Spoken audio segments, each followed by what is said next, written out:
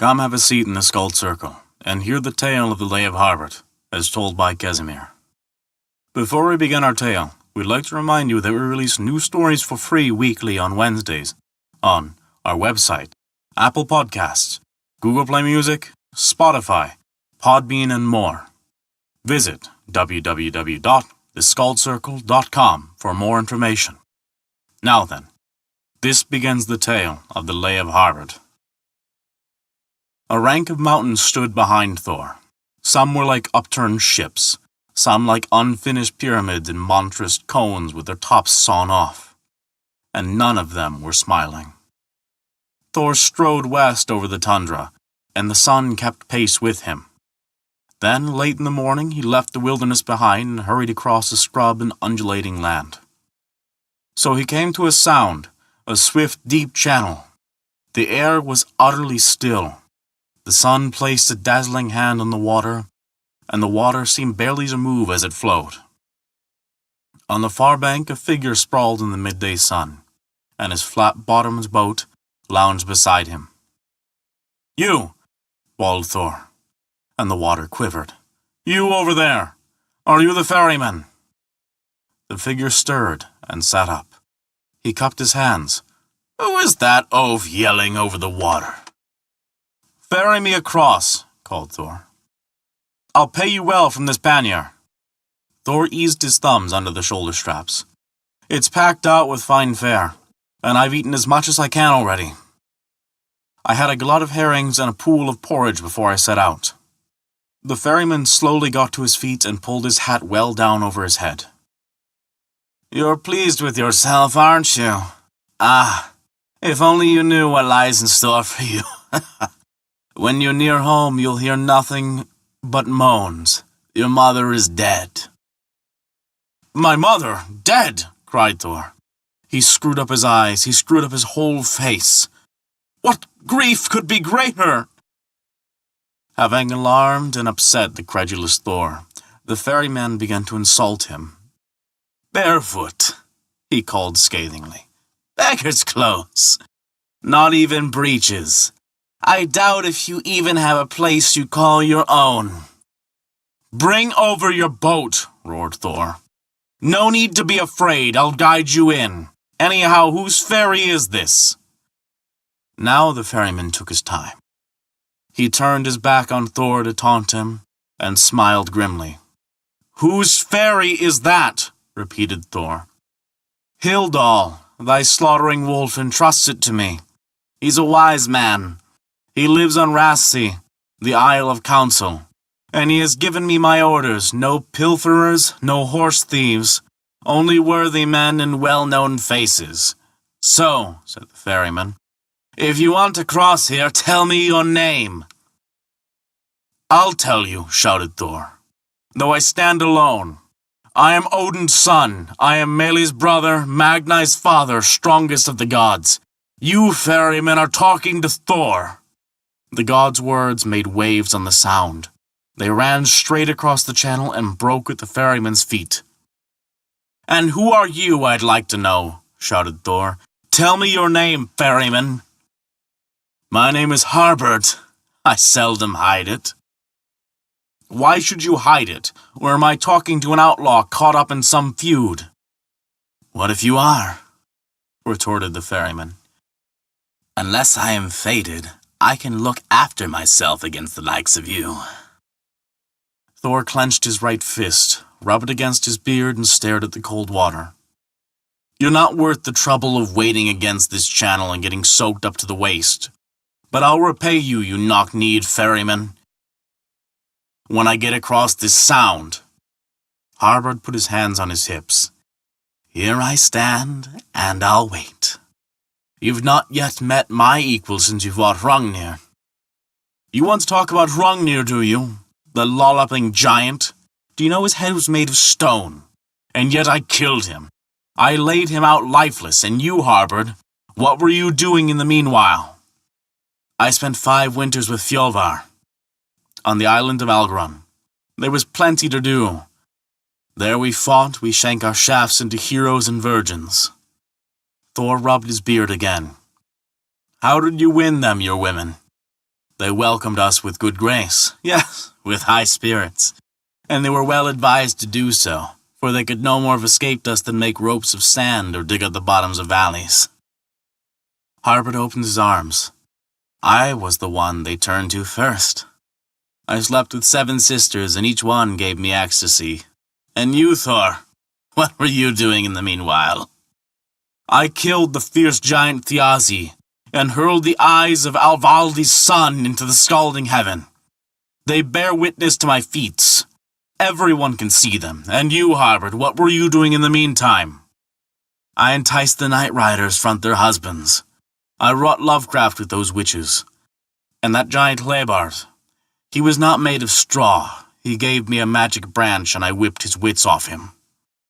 So, called Thor, that's how you repay a generous gift. The gray-bearded ferryman shrugged. The oak, he shouted across the shining water, grows strong on shavings from all sides. Each man for himself, and you, Thor, what were you doing in the meanwhile? I journeyed east to Jotunheim.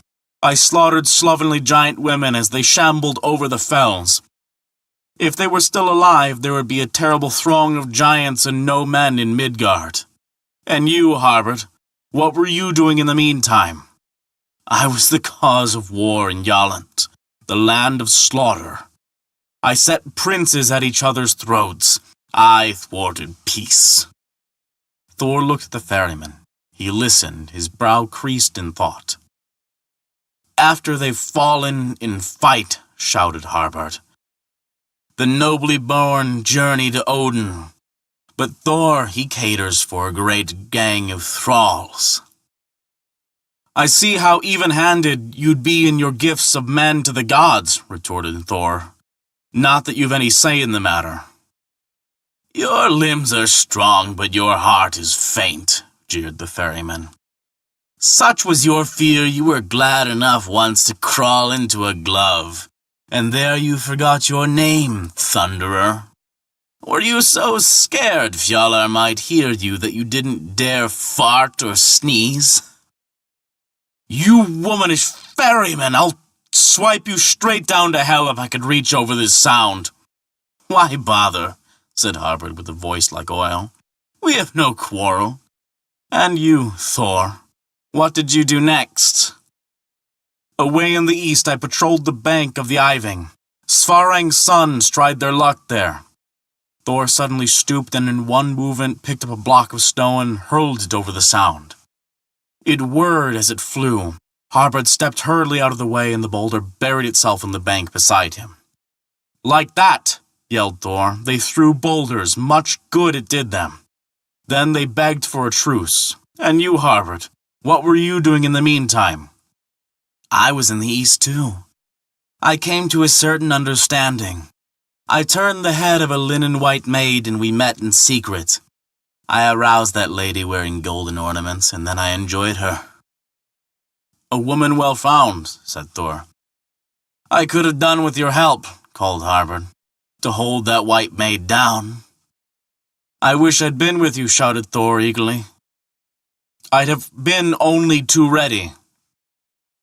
And I'd have trusted you, said Harbard evenly, if you were not known for breaking promises. No, called Thor. That's not true. I am no heel-biter, like an old leather shoe in spring. And you, Thor, what were you doing in the meanwhile? I was on Hlasi, the Isle of the Sea God. I slew the brides of the Berserks. They were depraved serpents. Thor, you brought shame on your head, said Harbard scathingly. You lady killer. They were more like wolves than women, protested Thor. They attacked my well-trimmed ship and threatened us with iron clubs. Thialfi ran away, and you, Harbard, what were you doing in the meantime? I was one of the hosts that came to Asgard's frontiers to raise our banners and redden our spears. Are you telling me that you meant to fight the gods?